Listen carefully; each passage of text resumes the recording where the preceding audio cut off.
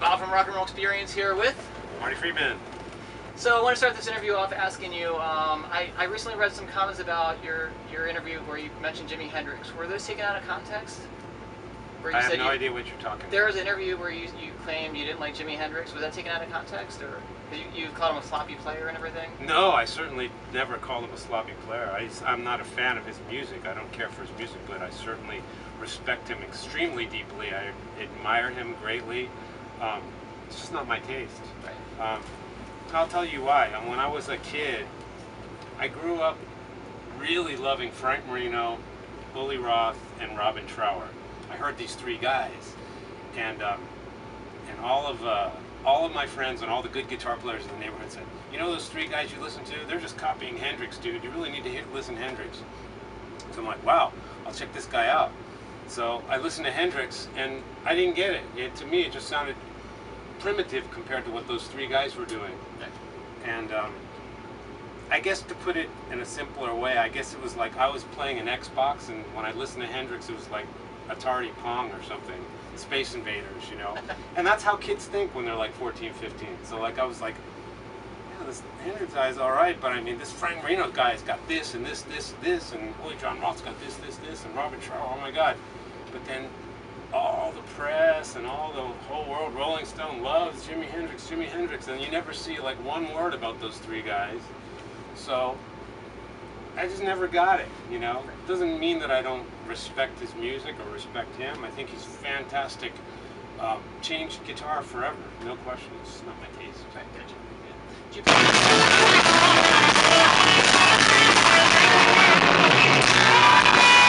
Do you plan on having any special guest vocals on this tour? Could be. It could be. It depends on which city we're in. We're talking to somebody who might be able to do something.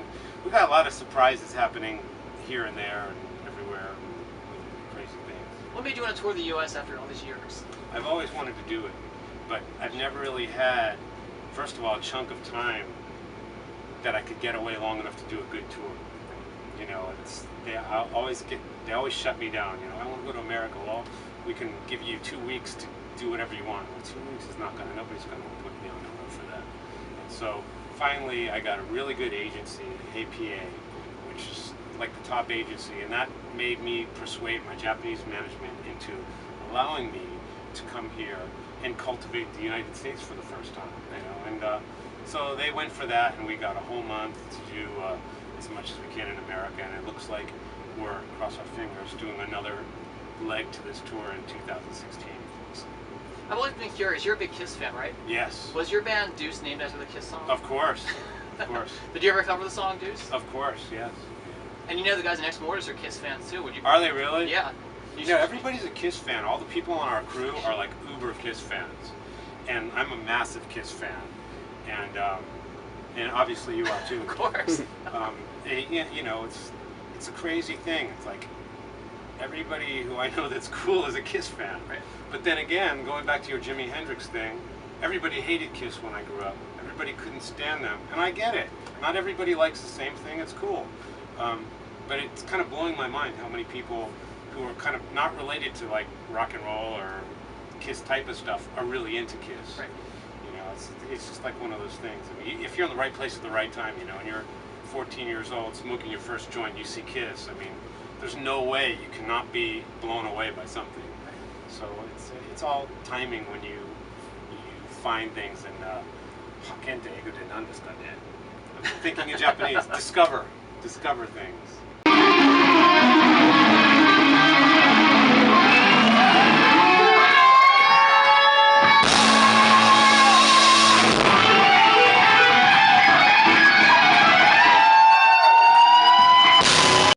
Do you consider yourself more Japanese now than American? No, I'm 1,000% American, but I've been living in Japan for almost 11 and a half years now, and so this is the first time doing this in America. I've toured Europe a bunch of times, but it's really kind of nerve-wracking doing it in America because I have no idea what American people are going to think of my music, and but I'm totally American, but I'm just very assimilated into Japanese music scene and Japanese culture. So I feel like I've come home. This is my hometown, but yeah, you know, I'm kind of a global citizen, so to speak. Do you like doing rock better or pop? I like doing stuff that's supposed to be pop, but injecting heavy music into it. Like it's not supposed to be there. And that's kind of, I like that. I mean, I love heavy music. There's got to be some kind of little twist to it because, you know, we've been listening to it forever. There's got to be some kind of, something new to it. Like, there's this group now that I can't get enough of called Deaf Heaven. Have you heard of them? No. It's like, I'm sure Kelly knows who they are. Deaf Heaven, right? Yeah, it's like, if you listen to it, the sound of it is like heavy metal, but it's really not heavy metal. But it's like heavier than metal, but it's got like this ambient noise heaviness factor that is not like in your traditional heavy metal. I heard it and I'm like, this is it. Like, that's why heavy metal needs to evolve and keep getting like shots in the arm with people doing crazy things. And my contribution to that is like some of the things I've done in Japan. But like when you hear things like Deaf Heaven, you're like, these guys are like trailblazers. And Sky Harbor, who I've done a lot of work with. Is the state of music better overseas than here? 'Cause here in the States, music sucks. It's all a matter of taste. It's all a matter of taste. I mean, if you're a diehard Kiss fan, music's got to really suck over here. Really, really bad. But I mean, there's no rock stars over here anymore. Overseas, it seems like it's a little different over there. It all depends on what you consider a rock star. I think the whole process has changed so much from back when heavy metal was still really young. I mean, people, now you meet your fans one-on-one, and every single band has this VIP thing, and it's, you know, I love my fans more than anything. I feel bad about charging them for the VIP thing, but then you got to do it, and you also got to do the social media things, and these are things that normal rock stars shouldn't do. So that is why there's no more rock stars, because they're very approachable now. You know, to everyone to a different extent. You know, some guys are really, you know, super Twitter, really good at answering every single person, and some people just like have someone else do it or whatever. And do you run your own? I run my own. I try to do my best, but I don't really get into conversations with people because, as a fan, even if I love somebody, I don't know if I'd really like to get into much of a conversation. Sometimes I do. Sometimes I'll see something and I got to respond to this guy, you know, when I do that. But you know, I still am of the. I like to think of like musicians that I like are just kind of like different. I don't really want to meet them because I know I'll be let down. Right. You know, so and I don't want to let people down when they meet me. You know, so like I just think that's one thing that when you say there's no more rock stars, and you can't really be a rock star anymore because everybody's, you know, tweeting what time they're going to the bathroom or whatever. So, you know, that's kind of changed, and the way you buy music and concerts and the way people make money from music now is different from it was before. But I think the answer to that is the last couple guys here before, like 19 and 20 years old, and they were like full-on metal guys, and they had vinyl albums, and I think the future is like people are rediscovering how cool it is, the kind of way we felt, the way I felt when I was 14 with Kiss, and maybe it's just not there with all this computer music that's totally made in the box. So I think it's a very healthy time.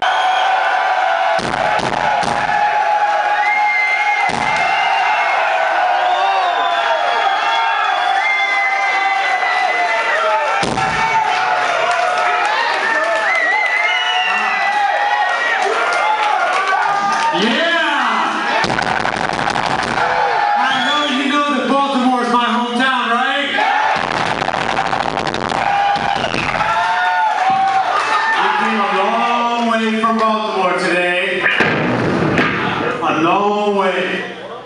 Yeah! How many guitars do you own? No idea. No idea. Do you have a favorite? No, definitely not. And all the guitars that I'm playing today, I just met these guitars 3 days ago. Really? Yeah. Yeah. I'm not a big guitar aficionado. So you're not Joe Bonamassa? Have you ever seen his collection? It's massive. I'm not his collection, and I'm not nearly as good as he is. So yes, you are. Don't get excited. That guy is the shit, man. I love his playing. Yeah. So tell me about your new record. How long did it take you to record it? It took about a year and a half. It took a long time. Had a lot of guests. Had a lot of production. lot of making things right. That's the best thing about being with the label Prosthetic. They take your time, no deadlines. When it's done, it's done. So I took my sweet time and made sure that it was the best album that I could ever make. So you're happy with it? Extremely, yes. Do you have a favorite song off it? No, but like I'm trying to play as many songs off of it as I can in the concert. And you know, I'm sure a lot of the fans have followed me for a long time, so I'm not going to play only new stuff. But we'll see after I tour which ones are my